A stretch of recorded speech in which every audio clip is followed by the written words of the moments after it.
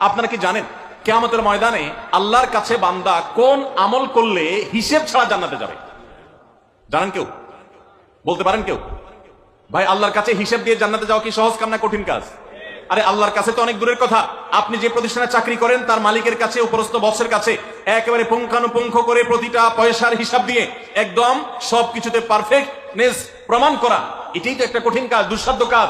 সেখানে সারা জীবনের হিসাব আল্লাহর কাছে দিয়ে পাই পাই করে তারপর আপনি জান্নাতে যাবেন, বিষয়টা এত সহজ না। তাহলে হিসেব ছাড়া আল্লাহ তাআলা এমনিতেই বলবেন হিসাব টিসাব নাই, তোমাকে এমনি জান্নাতে দিলাম, এটা চান আপনারা? দেখুন কোরআনে কারীমে আল্লাহ তাআলা বলছেন ইন্নামা ইউওয়াফাস সাবিরুনা আজরাহুম বিগাইরি হিসাব।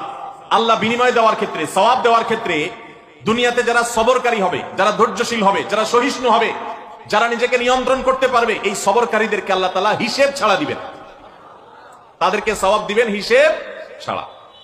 তাহলে আপনি যখন আপনার কর্মস্থলে থাকবেন আপনাকে ধৈর্য ধারণ করতে হবে। আপনি যখন পাবলিক পরিবহনে উঠবেন আপনার মাথা ঠান্ডা রাখতে হবে। আপনি যখন আপনার বাসা বাড়িতে থাকবেন আপনার মাথা ঠান্ডা থাকতে হবে। মাথা গরম হয়ে যায় যাদের, হট মেজাজ যারা, কথায় কথায় মাথা গরম হয়ে যায়, ধৈর্যহীন হয়ে যায়, যেখানে সেখানে গন্ডগোল বাধায় দেয়, মারামারি বাধায় দেয়, ধৈর্য সহ্য বলতে কিছু নাই, এই লোকগুলো কিন্তু এই সৌভাগ্যবান মানুষদের কাতারে শামিল হতে পারবে না। ঠিক একই ভাবে দাম্পত্য জীবনে সুখী হতে হলে সবর এবং শকর, এই দুইটা মূল মন্ত্রের কোনো বিকল্প পথ খোলা নেই। সেটা স্বামীর জন্য প্রযোজ্য, স্ত্রীর জন্য প্রযোজ্য।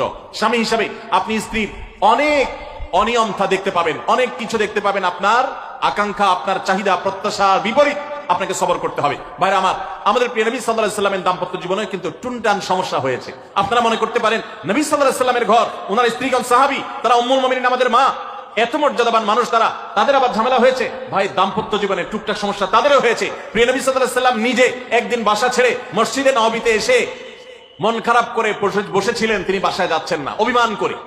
ওমর রাদিয়াল্লাহু তাআলা আনহু বিষয়টা বুঝতে পেরে তার মেয়ে যেহেতু নবী সাল্লাল্লাহু আলাইহি সাল্লামের স্ত্রী, তিনি সেখানে গিয়ে ভেতরে প্রবেশ করে তার সাথে কথা বলে তথ্য উদ্ঘাটন করে সেটা মিটমাট করার ব্যবস্থা করেছেন। স্বয়ং নবী করিম সাল্লাল্লাহু আলাইহি সাল্লামের জামাতা, ইসলামের চতুর্থ খলিফা আলী রাদিয়াল্লাহু তাআলা আনহু, তার মতো এত মর্যাদাবান মানুষ, তার ঘরে স্ত্রী হিসাবে আছেন কে?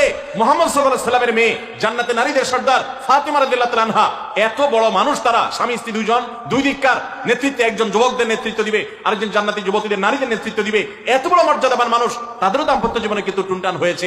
একবার আলী রাদিয়াল্লাহু তাআলা আনহু এসে মসজিদে টানটান হয়ে শুয়েছিলেন মাটিতে, মনটা খারাপ, ঘরে একটু হালকা ঝামেলা হয়েছে, তো এই জন্য মসজিদে নববীতে এসে মাটিতে শুয়ে আছে।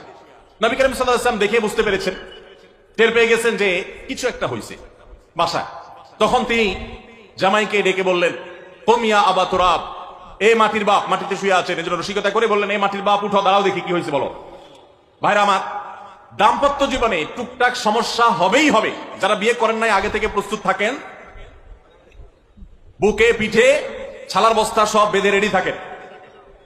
বিশেষ করে সময় যেভাবে গড়াচ্ছে তাতে করে সামনে থেকে হেলমেট পরেও যাওয়া লাগতে পারে। শুধু যাওয়া না, বাসায় ঢোকার সময় বাইক থেকে নামার পর হেলমেটটা আগে খুলবেন না, আগে যা বুঝবেন পরিস্থিতি কি, তারপর হেলমেট খুলবেন। বুঝেন নাই? দাম্পত্য জীবনে টুকটাক সমস্যা হবেই, এটা প্রত্যাশিত।